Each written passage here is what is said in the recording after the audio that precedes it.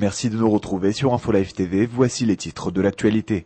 Un nouvel obus de mortier tiré depuis la bande de Gaza s'est abattu mardi après-midi dans la région du Negev occidental en territoire israélien. Si l'attaque n'a pas fait de blessés ni dégâts, elle intervient quelques heures après la décision du ministre de la Défense Ehud Barak de procéder à la fermeture de l'ensemble des points de passage frontaliers de Gaza en réponse à un autre tir de mortier qui avait eu lieu la veille. Israël entend ainsi afficher sa fermeté à toute violation de la trêve en vigueur par les Palestiniens.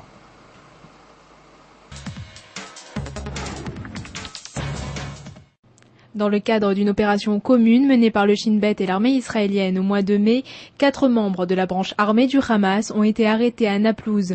D'après le rapport établi par les services secrets, le groupe qui avait planifié un attentat contre des cibles israéliennes était à l'origine de la ceinture d'explosifs retrouvée à Tel Aviv en septembre 2007 par les forces de sécurité. Une enquête est récemment ouverte à ce sujet.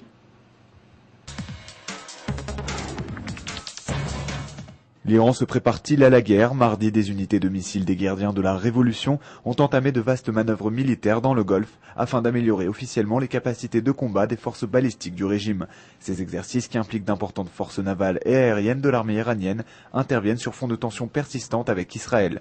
Un haut responsable iranien a ainsi déclaré que son pays mettrait le feu à Tel Aviv et à la flotte américaine dans le Golfe s'il était attaqué. La police israélienne a annoncé qu'Ehud Olmert serait à nouveau interrogé vendredi dans le cadre d'une affaire de corruption qui pourrait bien pousser le Premier ministre israélien vers la sortie. Ehud Olmert est soupçonné d'avoir reçu d'importantes sommes d'argent d'un donateur américain, Maurice Talansky, destiné au financement de ses campagnes électorales. Certains de ces versements auraient même été effectués depuis 1993. Alors que le comité d'éthique de la Knesset lui reproche d'avoir emmené sa femme lors d'un voyage d'affaires à Londres, le chef du Likoud, Benjamin Netanyahou, refuse de parler de faute déontologique. La commission l'accuse cependant d'avoir violé le règlement en permettant à son épouse de profiter d'un voyage financé par l'État dans le cadre d'activités diplomatiques israéliennes entreprises pendant la seconde guerre du Liban. Le couple de Netanyahou aurait ainsi dépensé 13 000 shekels au cours de ce voyage de 6 jours. L'armée israélienne a ouvert une enquête concernant la mort d'un officier égyptien tué ce lundi dans la frontière commune avec l'Égypte. Il se pourrait en effet que Tsahal soit impliqué dans cet incident.